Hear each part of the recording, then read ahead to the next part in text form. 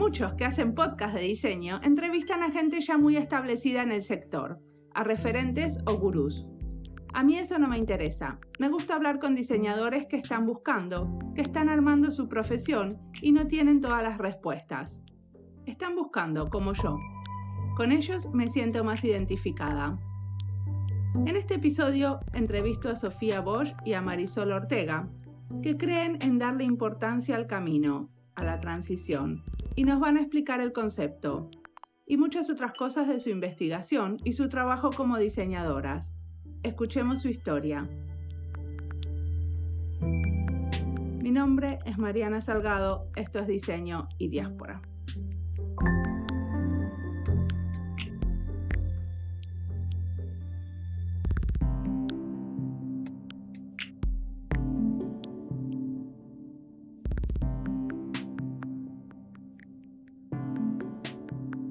Me llamo Sofía Bosch Gómez, soy mexicana de la Ciudad de México y estoy en mi segundo año de doctorado en Carnegie Mellon University en Pittsburgh, en Estados Unidos.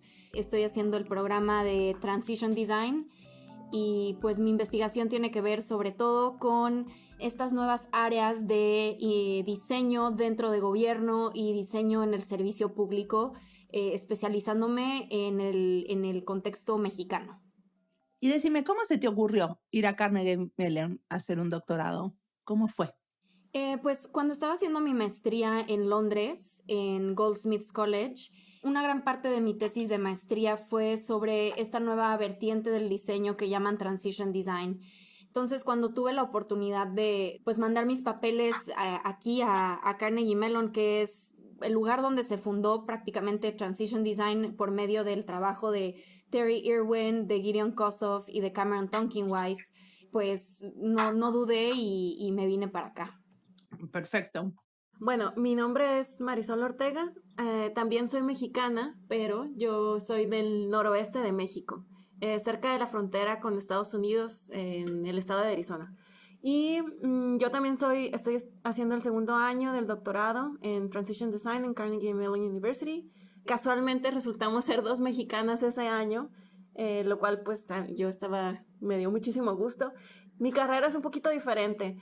Yo soy diseñadora de interacción y he estado trabajando los últimos 15 años en más diseño de servicios y también, pues más que nada enfocado a diseño digital, ¿no? En tecnologías digitales. Y los últimos 5 años estuve trabajando en Estocolmo en una empresa de diseño de servicios que se llama Fjord. Y pues trabajamos mucho con corporaciones, con el gobierno, por cierto, de Finlandia y también con Noruega, muy, muy enfocado en todo lo que es Escandinavia. ¿Y cómo se te ocurrió ir a Carnegie Mellon? En el 2014 yo me mudé a Estocolmo, a Suecia, y me tocó ver una plática de Cameron Tonkinwise que estaba hablando de Transition Design y siempre se me hizo muy interesante desde que lo escuché y como que siempre estuvo en mi mente el ver de qué se trataba, ¿no? Y después de trabajar estos 4 o 5 años en esta empresa de diseño de servicios, la verdad es que hasta cierto punto los proyectos en los que estaba trabajando se empezaron a convertir un poco repetitivos en cuanto a los tipos de proyectos y los procesos que estábamos llevando. Entonces, como que yo quería un poco empujar esos límites del diseño y ver hacia dónde podía ser el diseño un poco más hacia el cambio social. Entonces, el hecho de que Transition Design, pues básicamente, si lo resumimos en una frase, es cómo los diseñadores pueden convertirse en catalizadores de cambio social. Eso era lo que yo quería hacer. Yo quería convertirme en ese tipo de diseñador o diseñadora, más bien. Y pues fue la razón por la cual decidí venir aquí. Pero, ¿qué tipo de limitación le ves a estar trabajando en una consultoría? Porque Fjord es una consultoría de diseño. Sí. Pues hay varias limitantes, ¿no? Una, pues que no estás dentro de la organización, no estás empapado de lo que está sucediendo, entonces muchas veces entras y te enfrentas a que las políticas entre los diferentes departamentos dictan hacia dónde va la organización más que cualquier propuesta que tú puedas hacer, ¿no? Entonces muchas veces, y las razones por las cuales se traen como consultor es porque quieren imaginar cuál es el futuro en el año 2050 de la banca corporativa, ¿no? Por ejemplo. Entonces, tú estás tratando de investigar cuál es ese futuro, pero pues te enfrentas con las políticas de la empresa entre diferentes departamentos y eso muchas veces, el futuro que te imaginas y el presente que está actualmente como que no concuerdan muy bien. Entonces, nunca sabes exactamente dónde paran tus diseños en ese respecto.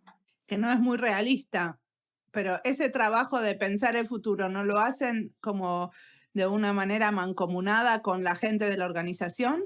Sí, ese es lo que se intenta hacer, ¿no? Pero pues un poquito como lo que estábamos hablando antes, es alguien de la organización te trae a ti y como que te trae de la mano y tú eres ese compañero de esa persona de la organización, pero a lo mejor otras personas de la organización no lo ven tan bien porque pues creen que tú estás del lado de esa persona y que tal vez no eres tan imparcial. Entonces hay cierta reserva en cuanto a cuáles son tus intenciones o que si quieres beneficiar ese departamento sobre el otro. Y sí hay colaboración, pero creo que no es tan clara o tal vez Transparente. Transparente, sí, exacto. Me dicen una cosa, Sofía, ¿me explicas qué es el diseño de transición? Está basado en una serie de como teorías que no vienen justamente del diseño, que vienen de lo que se llamaría el pensamiento sistémico, de teorías que están ligadas a transiciones sociotécnicas y que están ligadas a la biología, por ejemplo, o que están ligadas como a temas mucho más, ¿cómo lo dirías tú, Marisol? Como sociológicos, ¿no? De sociología y de antropología, pero que todos en conjunto lo que tratan es generar nuevos diseñadores que puedan pensar a futuro y que puedan proponer mejores alineaciones, ¿no? De lo que se necesita a futuro. Entonces, sobre todo, cuestiones que tienen que ver con sostenibilidad y con pensar en nuestras posibilidades en estos momentos de retos y de cambios a nivel social, político y ecológico. Ok. Yo fui esta semana de casualidad a ver una charla sobre diseño en transición. Y lo que yo entendí, que la verdad es que no estudié el tema, a ver si díganme ustedes si me equivoco, es que el diseño en transición se trata de que de poner más énfasis en los pasos que uno tiene que hacer al resultado final. Que si decimos, bueno, el escenario para el 2030, si queremos bajar las emisiones de carbono, los pasos que queremos hasta llegar ahí, esa es la transición. Y que en ese camino se pone mucho esfuerzo en entender cómo tiene que ser ese camino. ¿Puede ser? Sí, definitivamente creo que hay un énfasis en el camino, pero también hay un énfasis en la mira, hacia dónde queremos ir y cómo podemos hacer que esos futuros o esas miras sean plurales y sean democráticas. Entonces, esos pequeños pasitos hacia esos futuros que sean más sostenibles o sustentables, definitivamente tenemos que volverlos a pensar y quiere decir que tenemos que tomar mucha iniciativa como diseñadores en cambiar el statu quo, ¿no? La forma en la que se hacen las cosas y estos caminos que hemos decidido tomar y que no nos han llevado a resultados que han sido benéficos para todos, pero más bien que han polarizado, ¿no? Sí, yo creo que también tiene mucho que ver con que las soluciones no vienen de parte del diseñador, sino que es sobre observar lo que ya está sucediendo. O sea, ya las transiciones existen, haya diseñadores en transición o no, se están dando, que sea hacia futuros que nosotros queremos, esa es otra cosa, pero hay muchas iniciativas que ya existen, que están tal vez en niveles muy pequeños, que nosotros tenemos que aprender a observar y ayudar a catalizar. O sea, nosotros somos más como un actor más que ayuda a las cosas que ya están sucediendo a que se genere hacia cierta dirección que se desea, ¿no?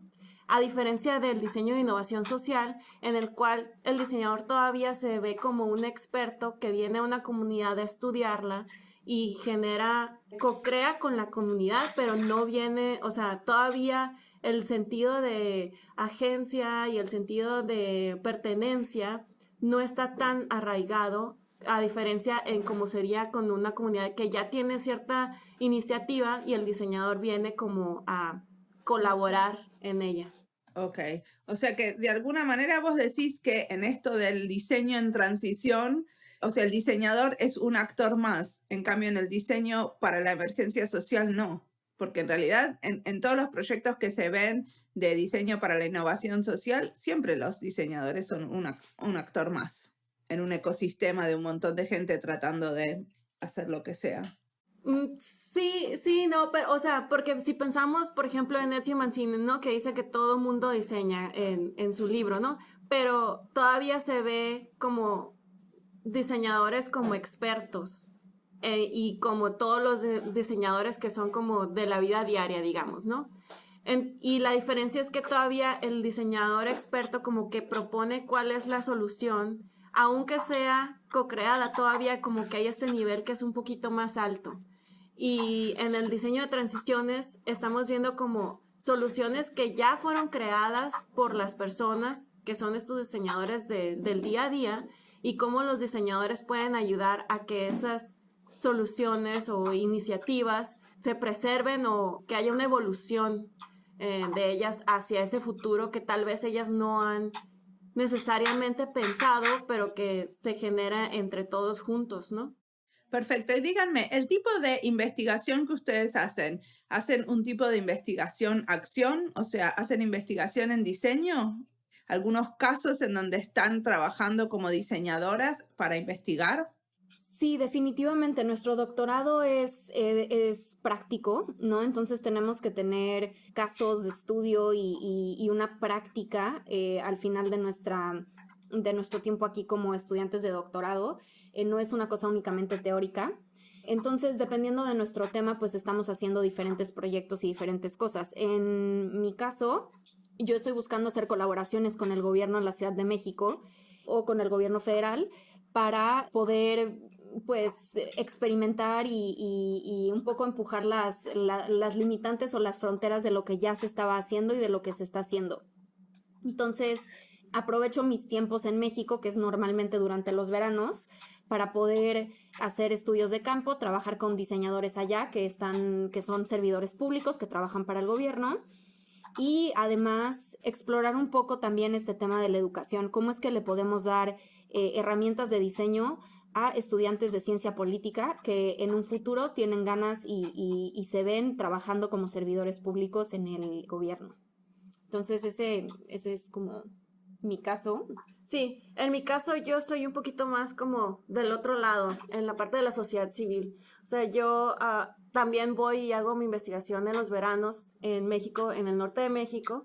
Y, por ejemplo, ahora lo que he estado haciendo es que estoy creando relaciones con diferentes organizaciones como ONGs locales, organizaciones educacionales, culturales, y estoy viendo como que cuáles son los retos que ellos están tratando de enfrentar, como el cambio climático, el extractivismo, la falta de comunicación y de organización de la sociedad civil para poder como actuar como colectivo, pero también de cierta forma personal. O sea, como que hay una discrepancia, como una falta de conciencia ciudadana en el norte de México para poder lograr esa acción social que puede lograr las transiciones hacia donde queremos, ¿no? Y hay estos pequeños grupos que están tratando de hacer algo y yo estoy viendo cómo puedo ayudar a conectarlos y a que ellos también como que inviten más hacia esa acción social.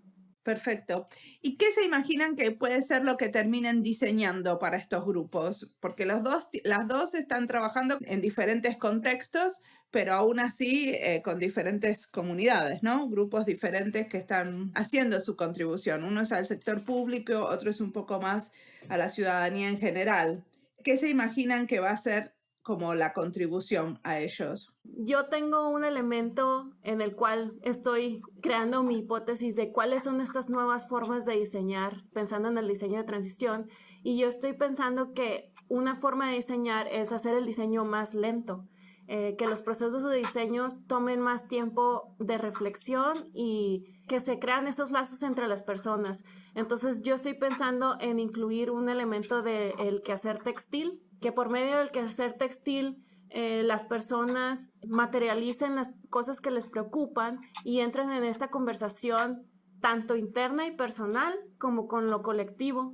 Y en este dar y recibir, que creen lazos y que se organicen para hacer cierta acción social. Entonces yo lo veo como no los talleres en la forma tradicional en la que se piensa en un taller de diseño, sino como una serie, como un taller, como un lugar más pensado hasta cierto punto en la tradición de los talleres de gráfica popular o las mercerías que se piensan, se hace el quehacer textil y cómo ese puede ser un ambiente o un lugar en el cual se pueda pues diseñar estas transiciones.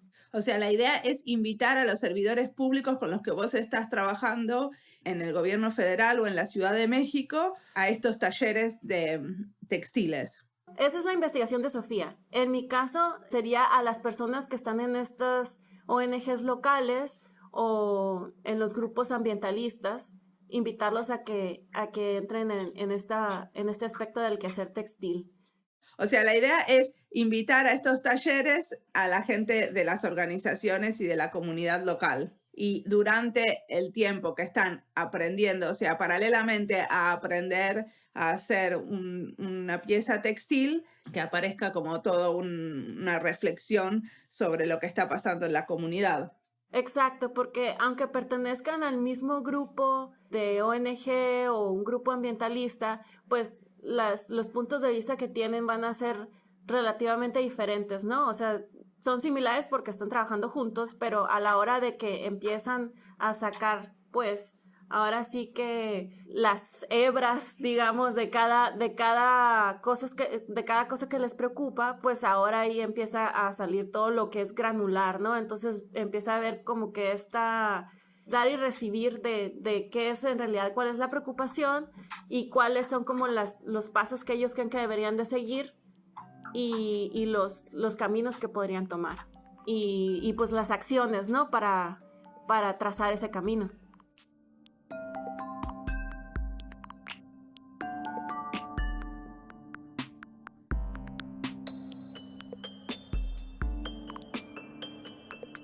Un tema que se hace presente en esta charla es el rol de los diseñadores de ser traductores, que traducimos al estar en el medio entre programadores e inversores, entre clientes y usuarios finales.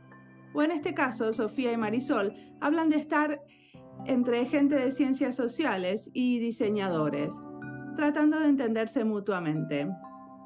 Por eso se refieren a cómo se enseña diseño a colegas de otras disciplinas. Y muchas veces no es una enseñanza que sucede en una clase, sino lo que sucede al colaborar en un proyecto. Tenemos este rol de traductores porque estamos en el medio, muchas veces tratando que un proyecto salga y empujándolo, igual que los demás. Y muchos de los métodos que nosotros conocemos son especialmente buenos para esta tarea de traductores. Al ser muy visuales y creativos, delinean un campo nuevo para comunicarse. No es más, te mando un documento y me lo comentás, pero hagamos un taller y pensamos juntos. Ya al proponer esta nueva puesta en escena, somos mediadores o traductores. Y ser traductor es escuchar lenguajes diferentes y lógicas de pensamiento diferentes y proponer nuevas maneras de dialogar. Sigamos escuchando cómo lo hacen Sofía y Marisol.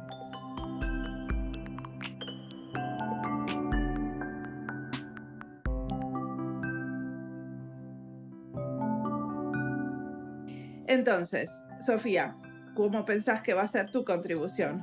Mi contribución, pues, todavía no la tengo completamente definida. Como te decía al principio, todavía me faltan 2 años de doctorado y esto puede tomar muchos caminos, pero tengo un poco ganas de meterme más en métodos de enseñanza del diseño. Entonces, generar estos perfiles híbridos que se necesitan para el gobierno. ¿Cómo es que le podemos enseñar métodos de diseño o bases de diseño a estudiantes de ciencia política que luego tendrán la oportunidad o las ganas de entrar a trabajar en el servicio público? Y de misma forma, ¿cómo es que los diseñadores pueden empezar a empaparse, ¿no? de otros temas y de cuestiones socioeconómicas que se discuten y que son las bases de nuestros contratos sociales, ¿no? Entonces, empezar a justo generar estos perfiles híbridos que se necesitan para comunicarse y entendernos en el espacio público, pero también cómo es que podemos empezar a generar espacios justamente in-house, donde el tiempo se puede estirar, ¿no? Porque muchas veces dentro del gobierno los tiempos son muy cortos, todo urge, todo es para ayer. Entonces, ¿cómo es que podemos estirar esas temporalidades, esos tiempos de trabajo y darle este chance, ¿no?, a servidores públicos de intentar y de iterar de forma diferente? Esos son mis dos grandes vertientes un poco, como la enseñanza y las temporalidades dentro del gobierno. En Finlandia lo que está pasando es que muchos trabajadores del gobierno están haciendo diferentes cursos de diseño. Por ejemplo, en mi caso, yo estuve dirigiendo un entrenamiento de diseño durante un año con 35 como servidores públicos. Y después también hice como, bueno, con cosas más cortas de 5 días, 3 días, después les daba como 2 semanas en el medio y después 2 días más, en diferentes como unidades adentro de la organización. ¿Ese tipo de cosas no están pasando en México? La verdad, no que yo sepa. Una de las cosas que me interesa mucho es entender cómo localizar un poco como las frustraciones o los retos, ¿no?, de estos servidores públicos, porque están extremadamente ligados a cambios políticos, sobre todo a elecciones políticas, y ser servidor público en México no es una cosa fácil. Los sueldos no son competitivos con el sector privado. Muchas veces no se tienen prestaciones dependiendo de cómo se esté contratado.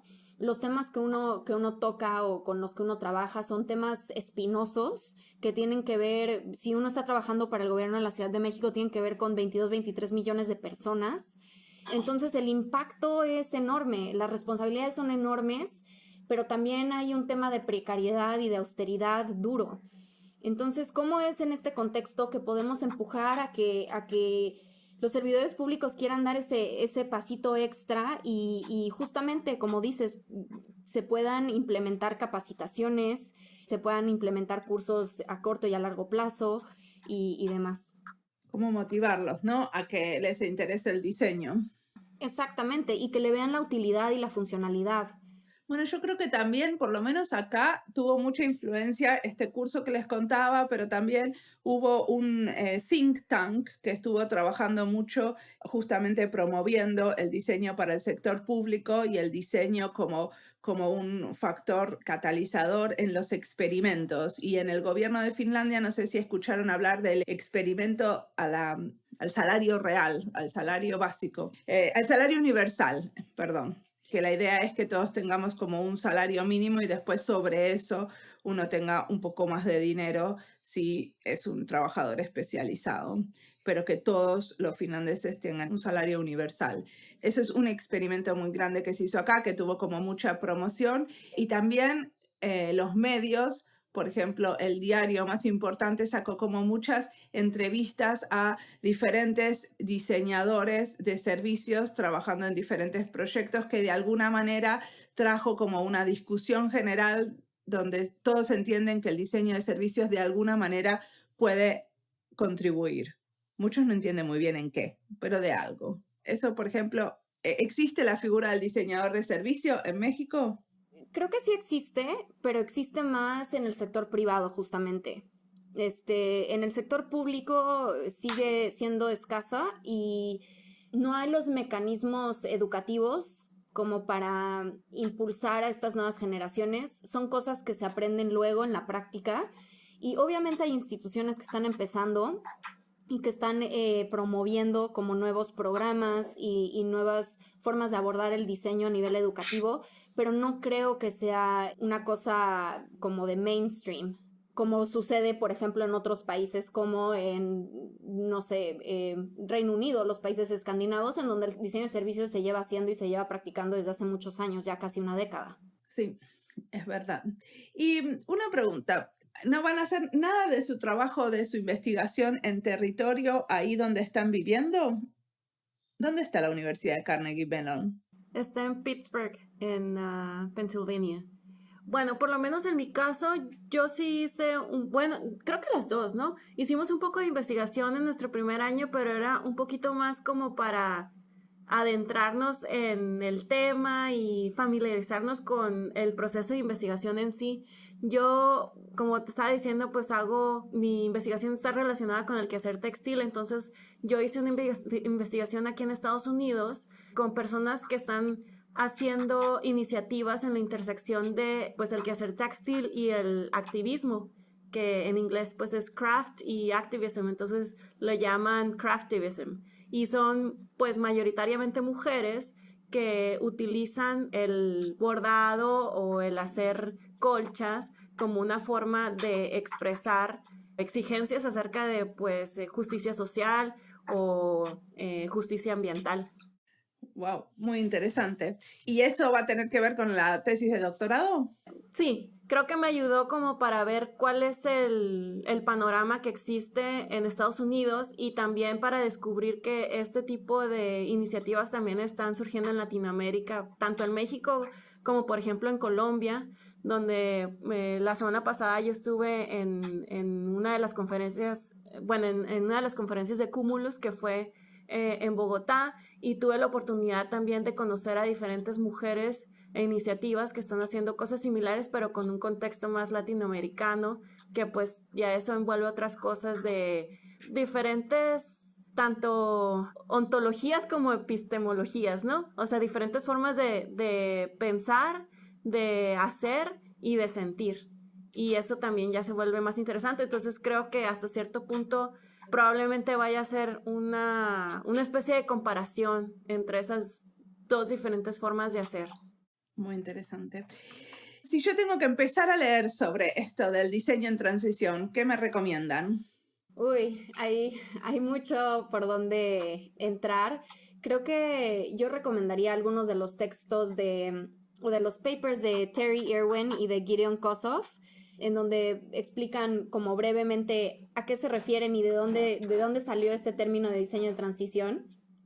Creo que un libro importante y sobre todo en Latinoamérica que también lo plasma de forma clara es Diseño para los Pluriversos, Sí. ¿no? De Arturo Escobar. Creo que es, sí, como base. Sí, sí, porque también creo yo que pues una de las cosas que nosotros estamos trayendo aquí al diseño de transición pues es esta perspectiva latinoamericana y yo creo que Arturo Escobar hace muy buen trabajo en ese libro porque también habla pues lo que él le llama diseño autónomo, que tal vez sería como una versión latinoamericana de lo que sería el diseño de transición. Perfecto. Y bueno, cuéntenme que tienen un proyecto de podcast. ¿Me cuentan qué van a hacer con el podcast? ¿Qué tienen pensado? Sí, pues como parte de estar pensando en todos estos temas de diseño de transición y el hecho de que pues varias de las personas que estamos aquí somos diseñadoras latinoamericanas, mujeres, nos surgió esta duda o esta como inquietud de hacer este podcast tanto para dar a conocer qué es el diseño de transiciones en el mundo y sobre todo en el mundo que habla castellano y también cómo el diseño está en transición, cómo estamos como diseñadores por medio de la práctica del diseño, abriendo nuevos espacios o empujando un poco las fronteras del diseño. Entonces queríamos como que hablar de estas dos cosas, pero también hacerlo desde un punto de vista de sí en inglés porque pues es el idioma en que el diseño se está hablando, pero hasta cierto punto retar ese de por qué se está hablando tanto de diseño en inglés y hablarlo en español.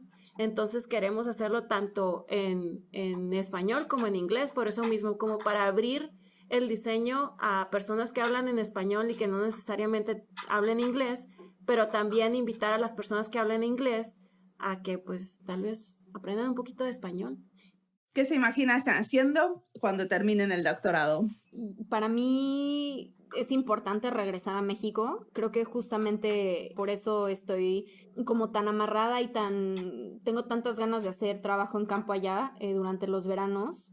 Para mí es importante que una de las premisas del diseño de transición es que tenemos estos grandes retos, ¿no? Como humanidad en los próximos 10, 20, 30 años y necesitamos de verdad invertir nuestro tiempo y nuestro esfuerzo y no en temas particulares y no estar saltando, ¿no? De uno a otro como hemos hecho en el pasado. Entonces, yo creo que para mí regresar al gobierno, trabajar como servidora pública es importante y también me encantaría contribuir en el ámbito académico, dar clases en México.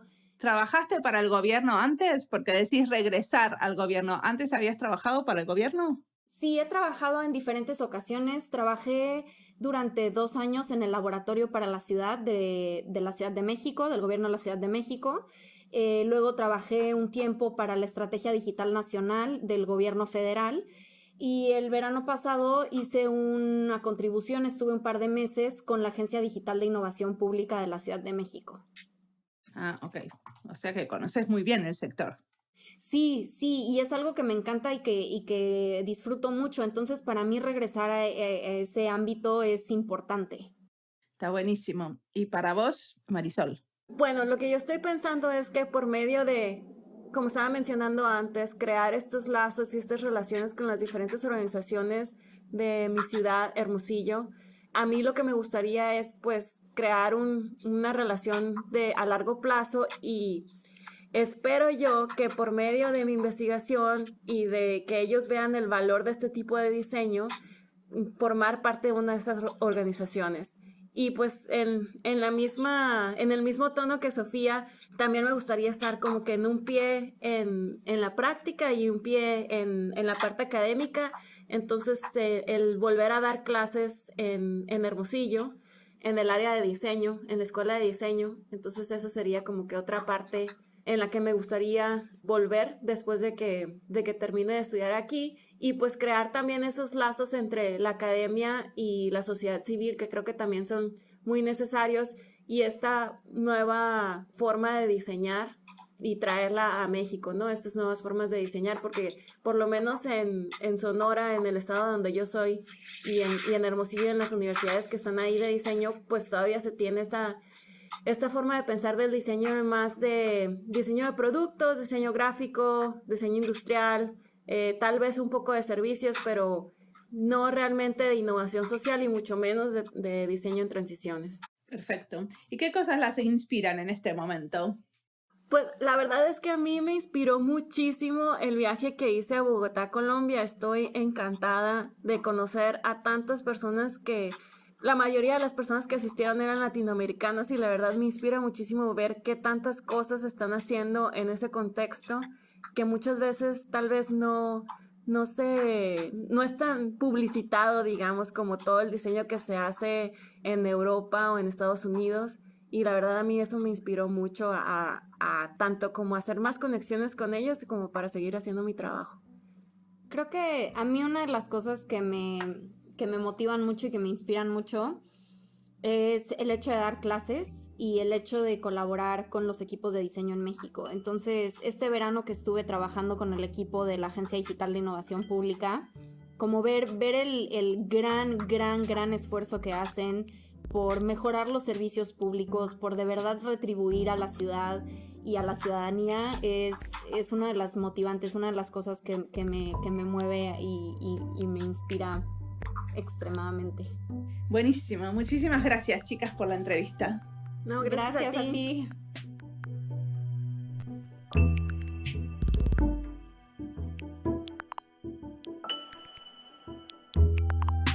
Antes o después de la entrevista que yo les hice a ellas me entrevistaron a mí para su podcast. Su podcast se llama Design in Transition y va a ser bilingüe. Cuando grabé este programa estaban planeándolo y ahora que publicamos este episodio todavía no salió a la luz, pero supongo que pronto saldrá, así que estén atentos.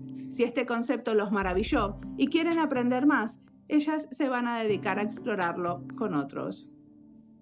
En los próximos 2 episodios vamos a seguir charlando sobre el concepto de diseño en transición.